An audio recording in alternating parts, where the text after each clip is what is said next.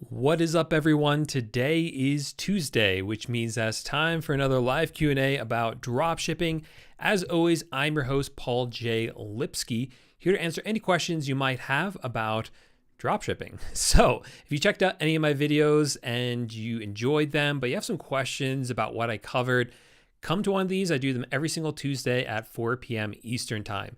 Now, I want to remind you that in the description of all of my videos are a bunch of free resources for you. So head on down there, check out those free resources. I have free guides on how to start dropshipping, free guides on the best software to use, and free guide on the best suppliers to use. So definitely get all of those. I made those to you completely for free so you can get started with dropshipping. But let's jump into the live chat now. I will answer some questions that you all have for me today.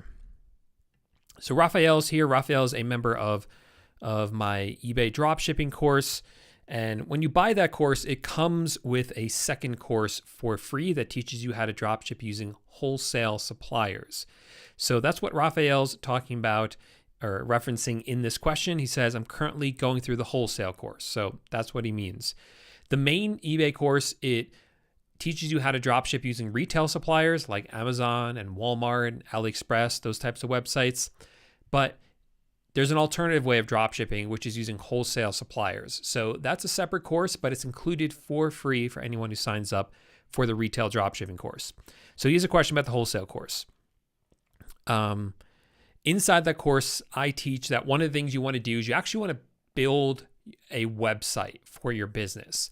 That way, when you reach out to wholesale suppliers, it makes you look more legitimate. That's the only reason we're doing that. So Raphael's question is that website we're creating, is that mainly just to appear legit, or does a wholesale company want to know that you are actually selling or what you are actually selling? Yeah, it's just to appear legitimate, just to kind of prove to them or make it look to them that you are a real business, and they're more likely to approve you for an account with them if you have a website set up that looks like it has products on it. What if this is my first time selling one of the modules you filled out a form ST3NR and as description of items purchased? You know, off the top of my head, I don't remember what the ST3NR is, so I can't answer that question right now. Raphael, I suggest you email me, paul@pauljlipsky.com. That will give me a chance to go back through and look at exactly what it is you're talking about so that I can answer that more accurately. Okay, Cred says, so Cred right now has an eBay account, but it's a personal eBay account. And Cred wants to know if he switches that to a business account, will he have only one account? If so, how do I continue to buy my personal items and sell items around the house with a business account strictly used for dropshipping? Yes, so that will transform your existing account into a business account that will just be your one account. Now, you can continue to buy stuff with that account, and you can use whatever credit card you want. So you can have multiple credit cards in there. You can have a business one and a personal one. It doesn't matter. And you can use the personal credit card to buy stuff that you are buying for yourself. As for selling stuff, it is all going to be under one account, which you can sell non-dropshipping items on an account that you also dropship on. I wouldn't do too much of it. Like if you have two businesses, you might want separate accounts for that, but just casual stuff here and there is not going to be a big deal. My pleasure, Rob. Thanks for being here. Let me know what questions you have.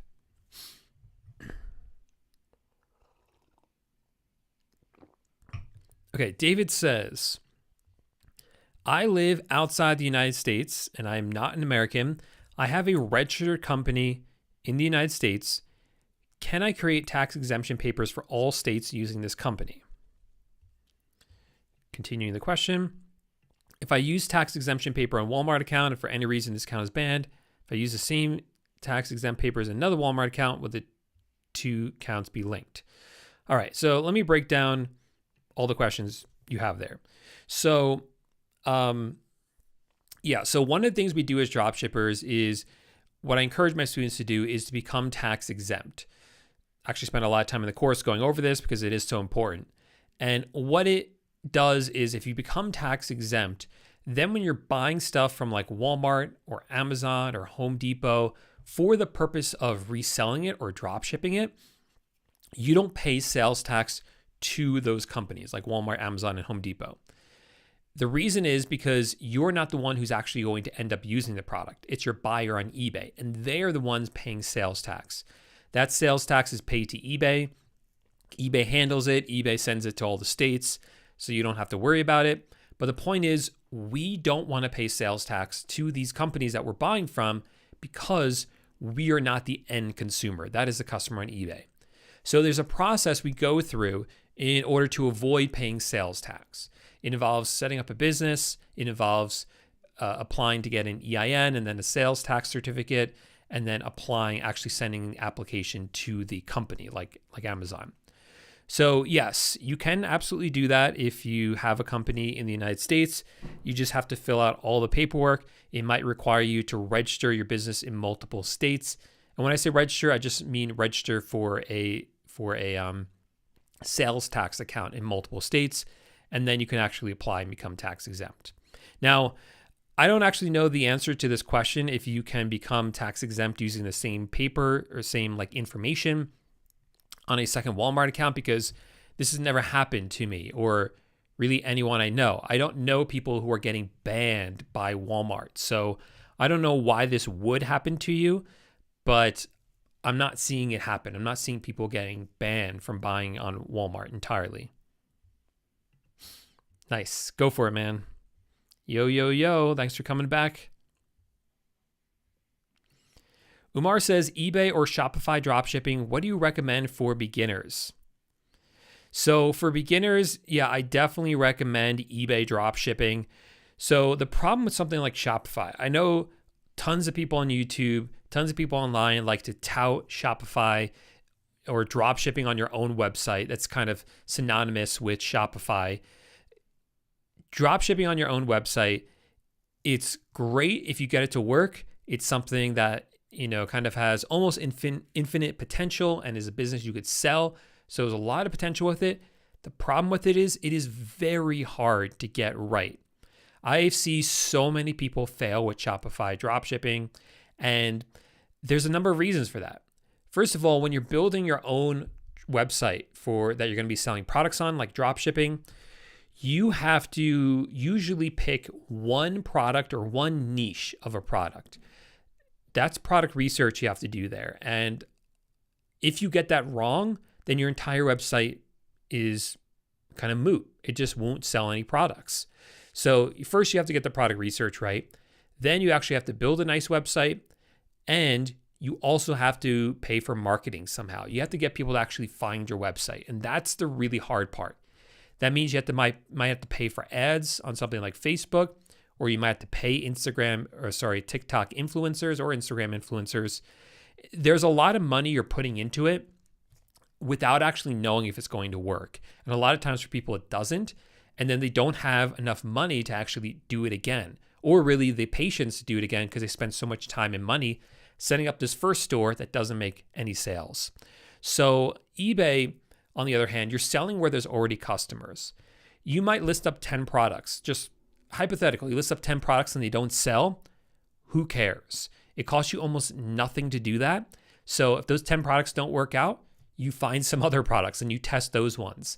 So it's a lot more forgiving. There's a lot less you have to invest into eBay dropshipping to get it going and to test it out before you actually see success. So it's why we see a lot more people actually be successful with dropshipping on a marketplace like eBay. Sounds good, man. I'll look out for it.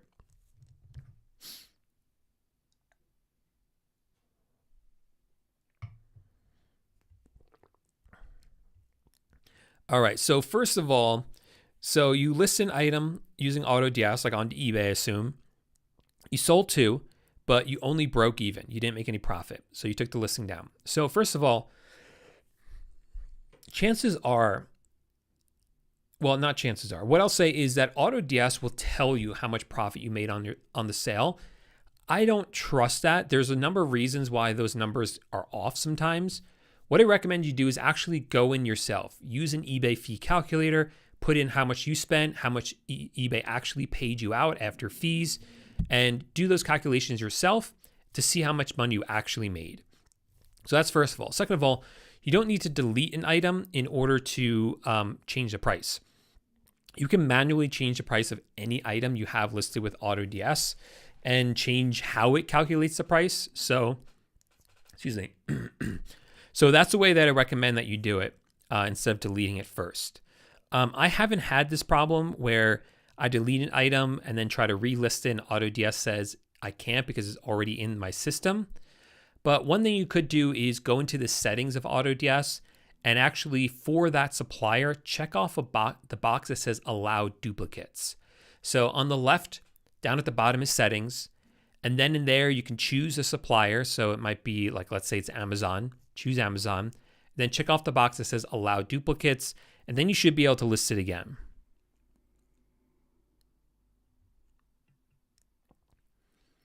That I don't know if that's going to work. So David lives outside the United States and is trying to drop ship in the United States using TikTok Shop. You know, a lot of these companies like TikTok Shop, Facebook Marketplace, they don't allow you to sell on it unless you're in the United States. So some people try to get around that by using something like a VPN, for instance. Those are always hit or miss, and usually more misses than hits. So, you know, I can't give solid advice on that because usually those sort of workarounds don't really work so well. One of the reasons is because a lot of times they ask you for identifying information like a social security number or an EIN. And if you're not able to supply that and you have like this sketchy IP address from a commercial VPN service, you know, that's a good chance that that account's not going to get approved.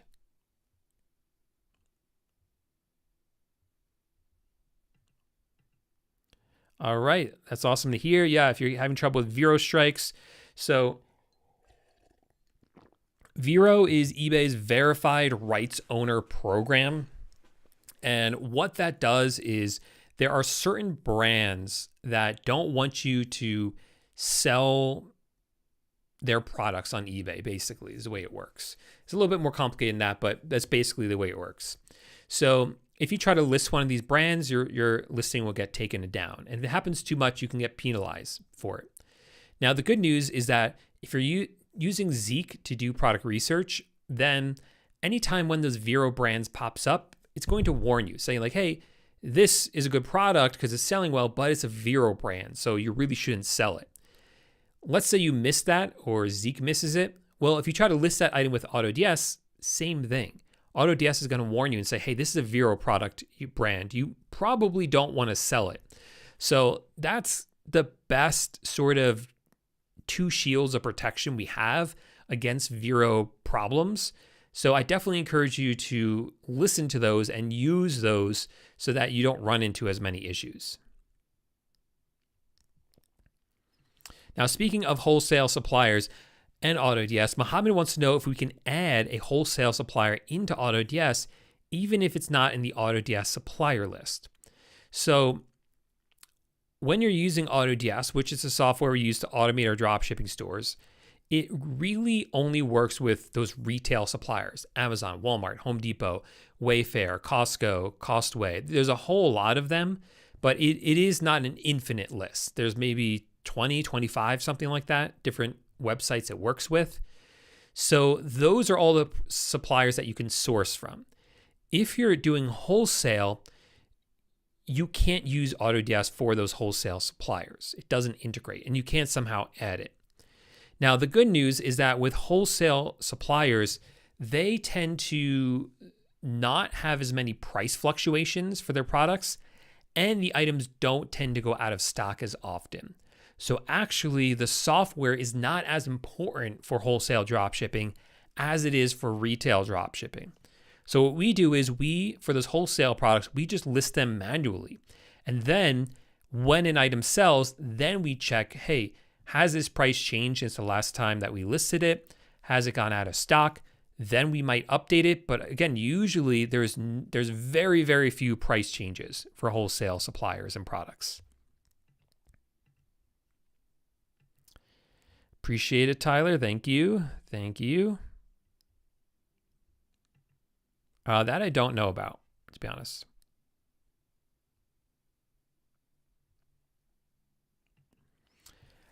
All right. Big Motivation Daily has a question about Track Taco. So for those of you who don't know, when you're drop shipping from Amazon and Walmart, sometimes they give us tracking numbers that are not usable. Amazon uses their own shipping company called Amazon Logistics. So those are like AMZL tracking numbers, as opposed to getting like a USPS or FedEx tracking number. And Walmart will actually have like people locally delivering the items. So there's actually no tracking number at all for those. So that doesn't work on eBay because we need to upload into the system an actual usable tracking number that can be tracked by eBay's system. So UPS, FedEx, USPS, something like that. So in situations where we don't get usable tracking numbers, we'll use a service like Track Taco that can actually convert the tracking numbers for us into usable ones that we can upload into eBay. Now, Big Motivation Daily says Track Taco, for some reason, isn't able to generate a tracking number for an item based off the estimated date I got from Walmart. So for that, I would just do the closest you can get. That has happened to me before too. I just do the closest that we can get. It's not 100% perfect, but I haven't had any issues with that. But you do want to always upload some tracking number into the system. Nice. Big Motivation Daily says, I just want to say a big thanks for all your motivation. In addition to starting a successful dropshipping store, I've gotten my faceless YouTube channel to 30,000 subscribers. You're the realest, bro. All about consistency. Man, that is awesome. That is so cool you're doing that. Yeah, keep me updated on your success with that. That sounds like something that is really taken off for a lot of people, these faceless YouTube channels. And I'm so glad it's happening for you too. That's really cool to hear.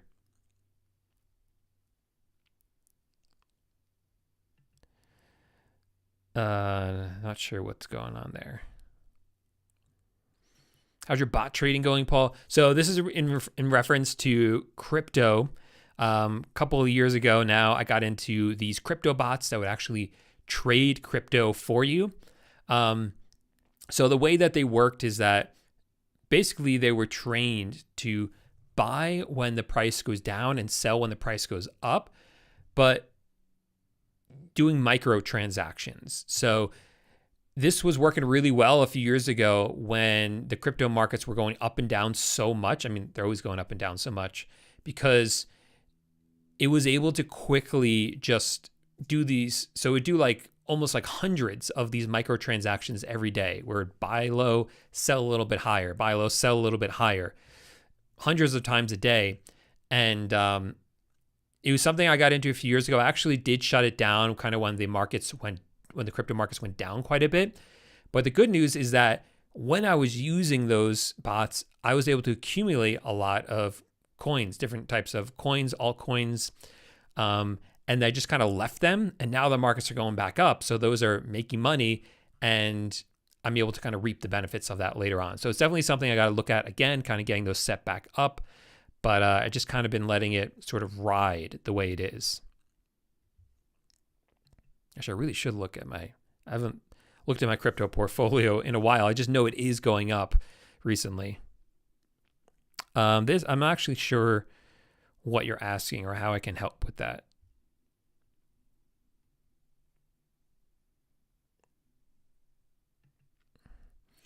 Seppi says, oh, hello, Liam. I come from Austria and would like to start on eBay Germany.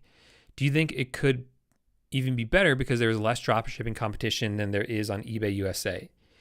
You know, to be honest, I do not have a lot of experience or really any experience dropshipping on any markets other than the US markets. So I can't talk about how well they work in other countries like Germany. I think the one I have the most experience with outside the United States is the UK because I've had a lot of students in the UK. And probably after that is Australia because I have a lot of students in Australia as well.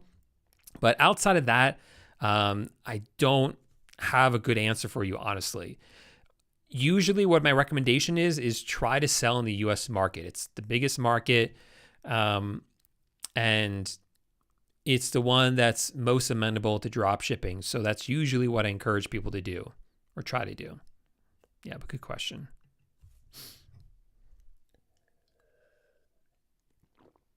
All right. All right, we have time for a few more questions here. Yeah, man, I honestly don't understand what your question is. So don't be shouting orders at me. All right. What types of products sell the best? So in general, I'll give you some generalizations of the types of products that for me do really well, but then I'll give you like the real advice. So generally speaking, what works really well for me, what I've seen is home goods. So things like, think like furniture, both indoor furniture and outdoor furniture, tools, different types of decorations for the house as well. All those types of things tend to do really well. But what I always tell people is you want to do your own product research. This involves going onto eBay, really using a tool like Zeek Analytics, because that is able to analyze different sellers on eBay, different products and product categories on eBay, and will reveal to you which of those exact products actually are doing the best. And it'll tell you, hey, this product is sold 30 times in the past month. And this other product that you thought was doing well is actually only selling a few times a month. So then you obviously want to go for the one that's selling more frequently. So that's why I always encourage people to use a tool like Zeek Analytics. I have plenty of videos about how to use it. I just recorded another one this morning that should be coming out Sunday. So definitely keep your eyes peeled for that, because that one's going to be kind of an update on how I've been using Zeek. And I'll specifically give you some products that are popular and selling right now as we go into March 2024. So definitely subscribe and watch that video when it comes out. But that's my general advice to you, is make sure you learn how to do product research so that you don't have to rely on other people telling you what products to sell, and you can learn how to do it yourself. Okay, this person is getting banned. All right.